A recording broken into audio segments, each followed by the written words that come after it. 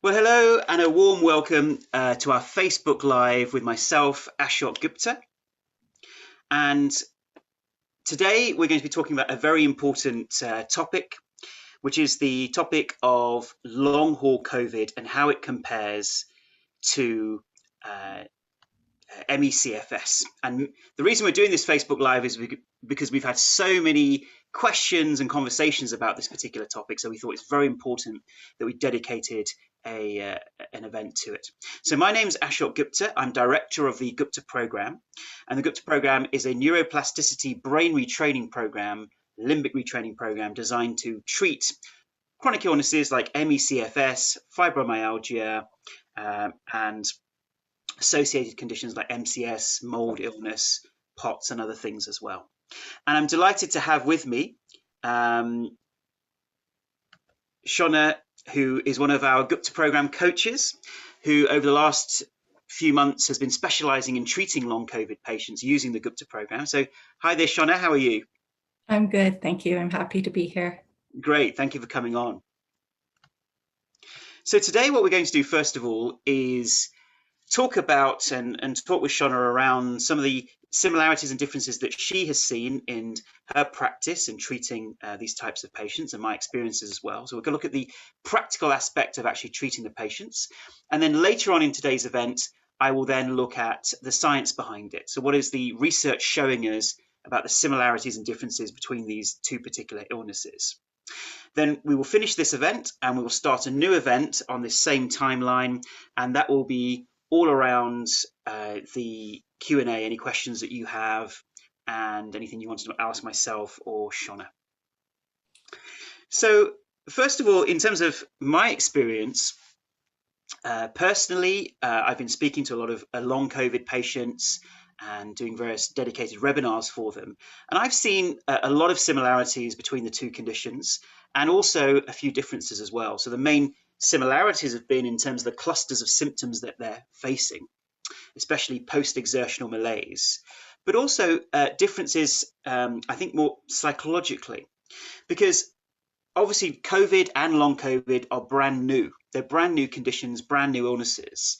And I certainly have noticed there has been a little more fear around what it means to have long COVID. Do I still have the infection in my body? What happens if it's life-threatening in some shape or form? I think that's been some fears that we've been dealing with here at the clinic. And I'll mention some more a little later on. But I want to bring in Shona, who's kindly joining us today.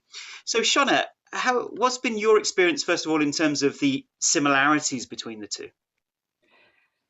Great question. I absolutely see so many similarities between chronic fatigue syndrome and post-COVID. The many people that I work with, I feel like when I listen to them, they're exhibiting the same symptomology, the same symptoms that I had with chronic fatigue syndrome. A lot of them, yeah, it's just so similar. Right. So you see a lot of similarities in terms of the types of symptoms. Yeah, absolutely. Absolutely. And then in terms of the differences from a practical perspective, what have you noticed, if any? Well, the differences are that when people read the hypothesis, which I assume you'll go over later, of the Gupta program and why it works, it resonates with people that have post-COVID. And they are seem to be more understanding of why the Gupta program would work for them.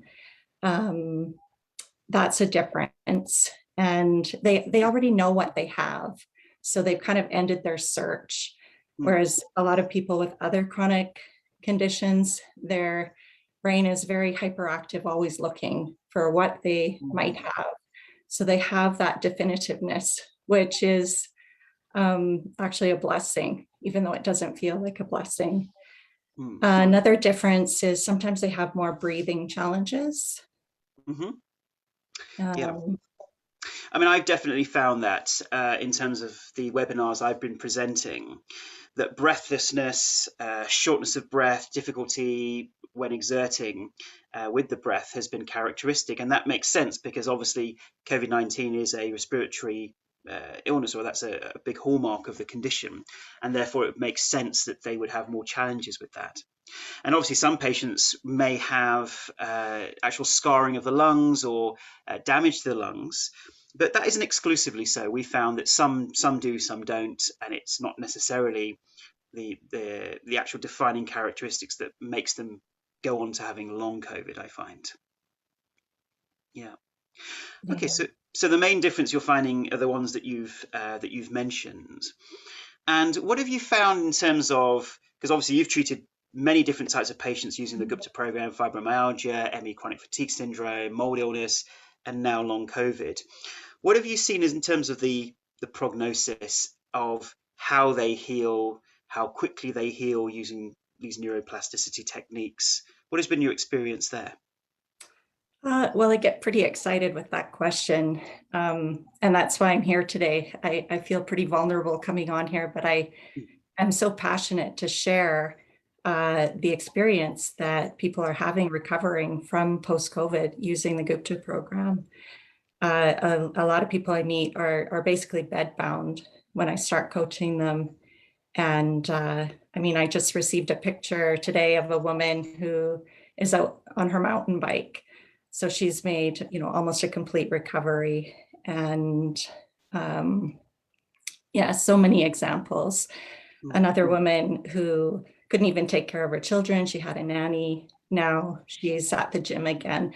And a lot of people, I really want to emphasize, all the people I see, they're normal, beautiful people that were just living their life, professionals, designers, pastors, people that are, people that are just normal, beautiful, healthy people. The part of me feels very protective of them if people cast judgment on them, because they can feel so misunderstood. But back to your original question, yeah, the program gets them literally from bedbound to participating fully in life again. Which is fantastic, and it's also a testament to yourself, Shona, in terms of the great work that you're doing with them, and the reassurance that you're giving them as they go along this journey, because it's not an easy journey. First of all, to go through COVID-19 as an infection, then to get long COVID, and then to try and work yourself back to healing and recovery. So it really does require someone like yourself who's got that, I know you personally, that compassion and that real support to help them through the difficult times. So thank you for the good work you do with them. Oh, thank you. I love it. Okay, so you're finding that we're getting these types of recoveries, and because long COVID is a relatively new condition compared to ME and chronic fatigue syndrome, are you finding that perhaps they do get better a little quicker than some of the other patients? And is that naturally because the other patients may have had it for many years? Yeah, I think that's what it gets me. I was so curious and loved it, of course. I noticed that people who do the Gupta program for post-COVID, they seem to get well quicker. And maybe it's because, like I said, they understand the hypothesis right away. It makes sense to them. And they haven't, a lot of people with other conditions that I see, they've had them, for years, decades, and they have a lot of hopelessness, and they've searched and tried so many things. And so they don't want to get their hopes up sometimes. Whereas people with post-COVID, not to minimize the time that they have had this condition, because any time with a chronic condition is awful, but they haven't had it as long. And so the neurology of defeat maybe isn't as strong. Sure, that's a really interesting, that would be a great Facebook Live for me, the neurology of defeat. Actually, would be a great title. It's a great phrase there. Yeah, exactly. It's the ability to actually have that optimism to say there will be a way forward for me. I can get better from this. And I guess the reason for this also is we really want to give that message to everyone who's got long COVID or knows of someone, has a loved one with long COVID, that whether it's through our program or other techniques, people are getting better from long COVID. And we don't have the research studies yet to show that, but it's in no way something that people should feel, oh, if I have this, I'm going to have this forever, which is what many people are saying. There are ways of healing. And what I'd love for you to do, so if you're watching this live on Facebook right now, please do share this on your own timeline, perhaps the timeline of groups that you're participating on, or sharing it with friends, because we want to get this message out there that actually there are ways through long COVID. People are getting better, and we'd like to offer one potential solution, which is the Gupta Program, which is what we're talking about today. So please do share it on all your various social media channels, and we can get this message out. And so from my personal experience, what I've also been noticing is that, as I'd mentioned, because we all went through a relatively traumatic time last year when COVID-19 first came on the scene, many of us had friends or relatives who had passed away from COVID-19. There was an added element of fear and an element of, what's going to happen to me now that I've got the infection? What's going to happen to me now I've had, these longer term symptoms? And I think there's some time that I spend with patients also just helping them to release that anxiety, that hidden trauma which may have come from that experience, and to then get to a place of acceptance. Because every type of healing begins from that place of acceptance first, that, okay, it is here. But if we continue to resist what we're experiencing and are in a state of fight or flight about the illness itself, that can only make things worse. So I think a deep level of acceptance is something that I've also found really helps patients. And many patients have been misunderstood, haven't they? I mean, I remember when ME and CFS patients in the 80s, they used to call it yuppie flu, which was such an unfair title for it. And people said, oh, it's just depression, or it's in your head. And in the same way, many people are misunderstanding what COVID-19 or long COVID actually is, which is a chronic illness, a real physical illness with real physical symptoms in the body. And I really hope that if there are still people out there, maybe doctors or friends, relatives, who think, oh, maybe it's not real, we can absolutely assure you the research is very clear from ME/CFS and also the initial research on long COVID. These are real physical illnesses in the body, measurable huge amounts of inflammation in the body, in the brain, the symptoms of breathlessness, extreme fatigue, post-exertional malaise, this is the inability to exercise or do too much. These are all real physical symptoms. Shauna, did you notice that in terms of any of the clients you worked with?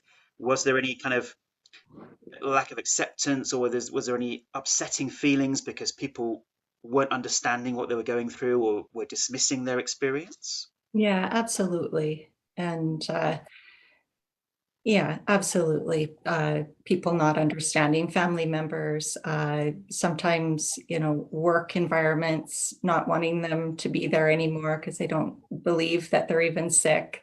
But then there are a lot of other people who have supportive communities that do understand that post-COVID is real. They're real symptoms, and they are getting the support they need. And a lot of doctors are referring people with post-COVID to the Gupta program because they're seeing the similarities between chronic fatigue syndrome and post-COVID. Yeah. But yeah, a lot of anxiety with some people initially because just that fact they feel completely misunderstood. Yeah. Yeah, no, it's something that we're training all of our coaches now to be more aware of long COVID, more aware of what the similarities and differences are, and how they can support patients back to recovery, which is why we're here. There's literally millions now who are suffering around the world from this, and we hope that we can just make a small dent in the suffering that's being experienced right now. Yeah. Okay, so what I wanted to do was now move on to some of the science that we've been reviewing in terms of a review of the literature on the similarities and differences between ME/CFS and long COVID. And for those of you perhaps who are new to this, long COVID is when patients following a COVID-19 infection have longer term symptoms for at least 8 to 12 weeks. So I believe there's no actual definitive time, but generally I think people are working on 60 to 90 days as a minimum period of time at which people have the symptoms to be then classed as having long COVID, although there's nothing official right now. And what I've done is I just put together a few slides in terms of some of the literature, some of the findings, and I just want to share that with you now.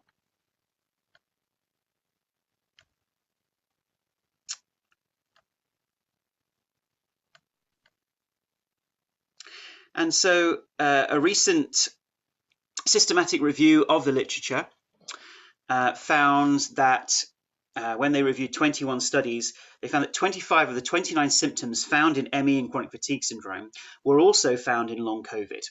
And one of the defining characteristics of ME and chronic fatigue syndrome is what we call post-exertional malaise, which means that when people exert themselves, and that can be anything from cleaning the dishes through to some physical exercise, there's that malaise afterwards, so that can hit them straight away where they feel extreme exhaustion, sometimes bedbound or housebound, and that can last for a few hours right through to days and weeks following some kind of exertion. So a real crossover that was found in this particular study by Wong and Weitzer. And then a very interesting study by Lenny Jason, who I know personally. They did once again a review and also comparing long haulers to ME/CFS. And some of their findings are very interesting. So they found there was a similar crossover of the types of patients that they were seeing. So in ME/CFS, you have between 70 to 80% are women, and they were finding a similar percentage of women versus men being diagnosed with long COVID, and an average age, once again, between the 45 to 55 age range in terms of the peak, although it can impact on all ages. I mean, in fact, we had somebody who was in their early 20s, just at university, who was struck down with long COVID. And it seems from the research that long haulers, their symptomatology starts out worse than the average person with ME/CFS. So the first few months are quite intense, and the most intense symptoms tend to be the immune symptoms, which makes sense because there is an insult or a challenge to the body, which is the COVID-19 infection, and it's beginning to be fought off. But those immune symptoms seem to be much worse in those first few months, sore throats and fevers. And also some of the cardiovascular and orthostatic intolerance type symptoms are worse in the early months. And obviously breathing difficulties being more predominant in long COVID. And I'd like to refer to this chart that was created by Court Johnson from Health Rising. So this is where this particular chart came from, which used the I think it was the DePaul questionnaire, so this is from DePaul University questionnaire, looking at the intensity and frequency of symptoms. So in the first column here, we have long COVID initial, so the first few months of long COVID, then long COVID after 5.5 months, and then people on average with ME and chronic fatigue syndrome. And as you can see, on average, the numbers are very similar in terms of across the board, whether it's initial or longer term. But the one that really stands out are the immune symptoms, so the sore throats, the swollen glands, the fever, are the immune symptoms. So you can see it has a score of 44 with long COVID initially, and then comes down to 20 for long COVID patients after about 5.5 months. And people with CFS, they've got a score out of 100 of 28. So showing that those immune symptoms seem to just relieve themselves over the months, and also some of the neuroendocrine symptoms. So that some of the autonomic symptoms like difficulties dealing with hot and cold or hot flushes or that kind of thing, beginning to also slightly relieve later down the line. But actually, in general, you can see there's a slight decrease in these scores, but overall still pretty high and still pretty comparable to people with ME/CFS. So I hope you find that useful, a useful chart to compare the symptoms. So thanks to Court Johnson from Health Rising for that analysis. And some other analysis, similar to results to the Leonard Jason study, there is Holt and Wildwing. They found that the severe neurocognitive symptoms actually got worse over time. So those can be the headaches, some of the difficulty thinking, concentrating.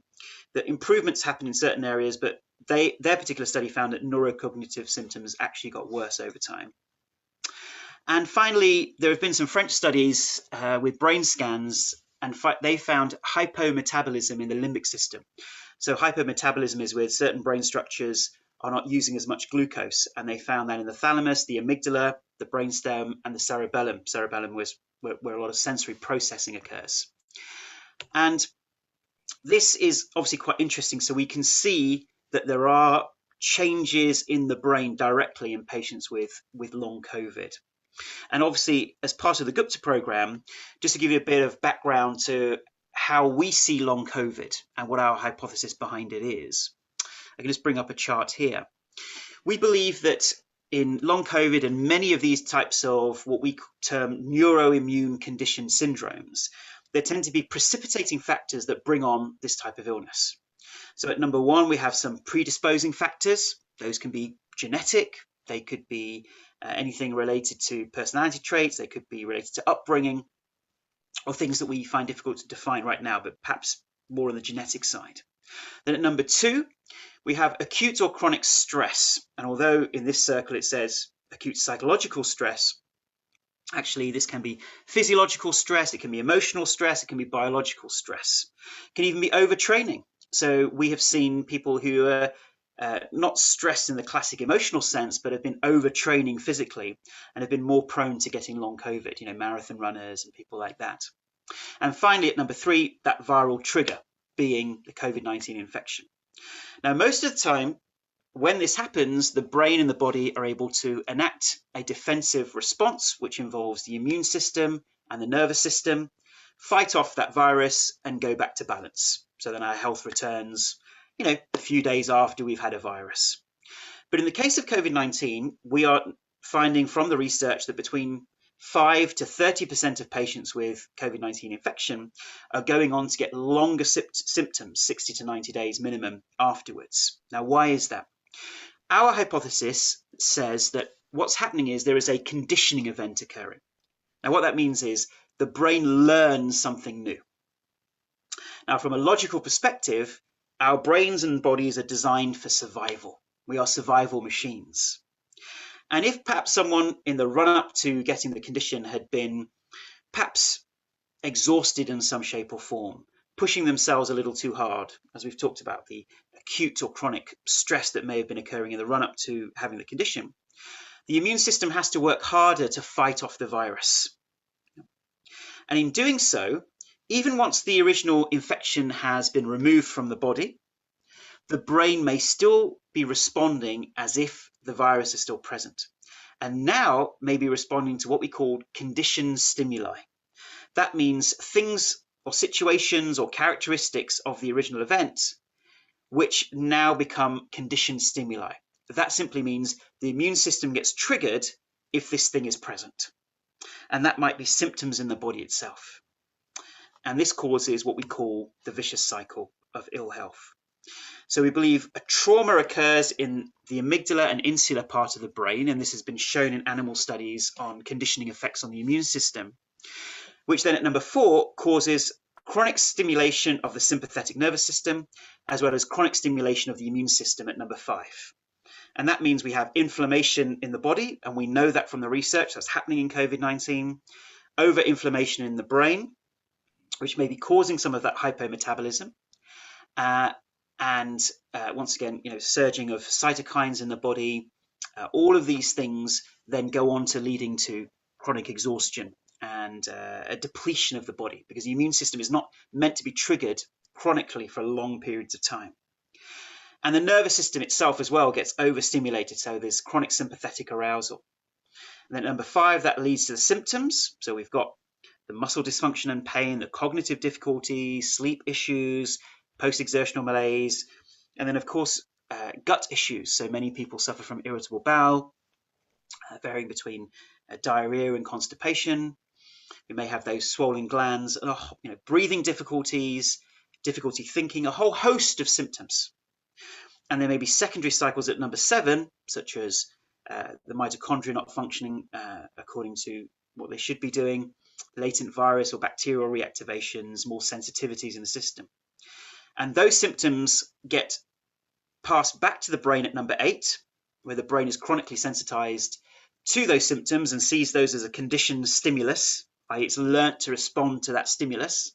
So at number 9, the brain says, I knew it. I knew we were still in danger. Let me chronically trigger the immune system and nervous system again at number 5 to ensure survival.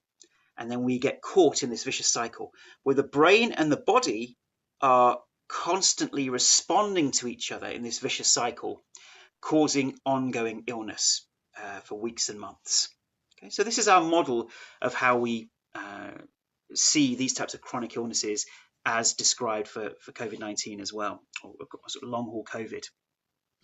And one of the things that we strongly recommend if you yourself get COVID-19 infection or you know someone else that does, we believe that part of the reason this system also gets triggered is if somebody doesn't take the time to fully rest after the illness. And that's not to blame anyone this is just something that happens.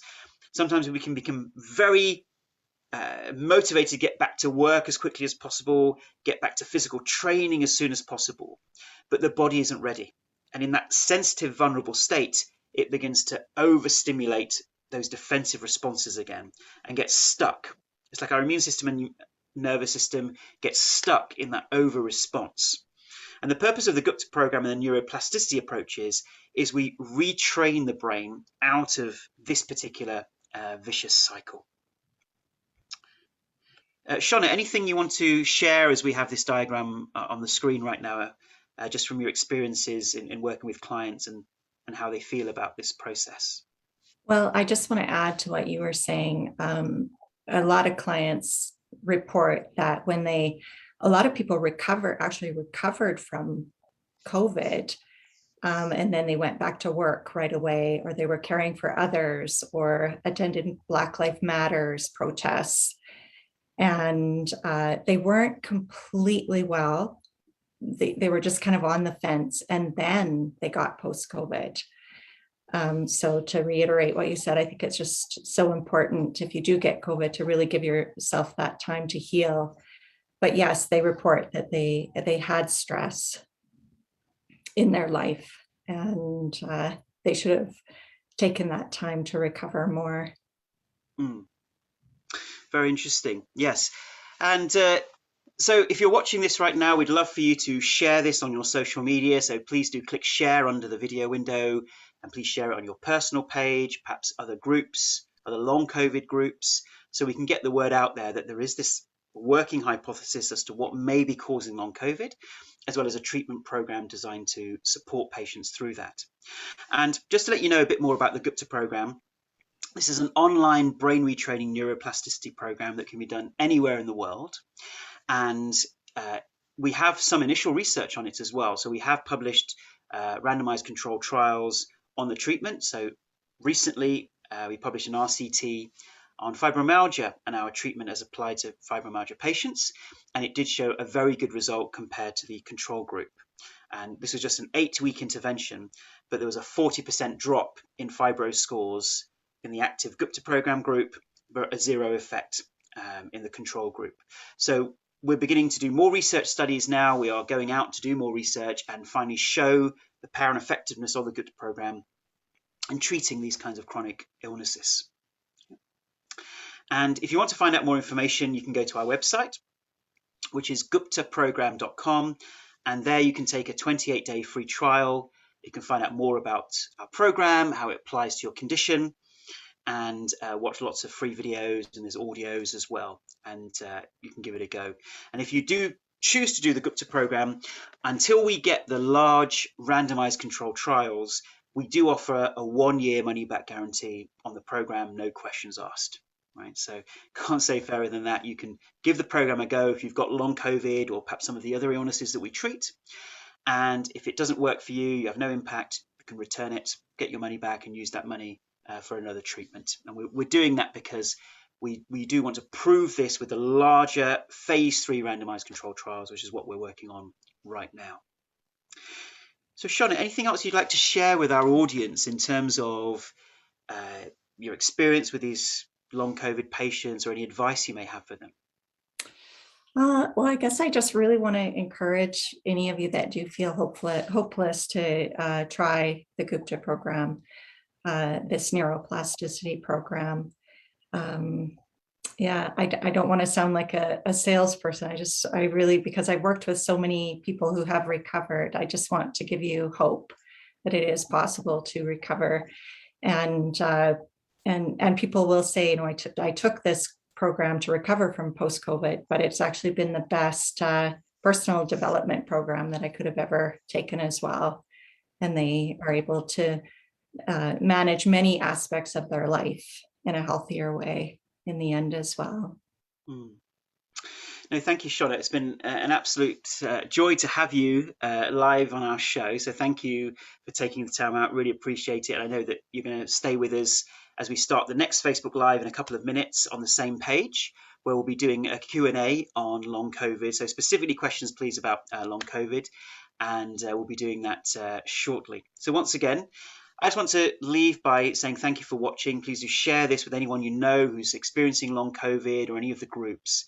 And really just give them that hope that however awful you feel, however difficult and challenging the symptoms are, there are ways of getting better, whether it's our program or other pathways. People do get better and you can do it too. That's a real message of hope that we want to leave you with. So thank you so much for watching on my from myself and on behalf of Shauna, and we look forward to seeing you next time. So thank you and goodbye. And once again, we'll be seeing you in a couple of minutes on the same page that you're on with a new Facebook Live with our Q&A. So please do stay for that as well. Thank you and goodbye.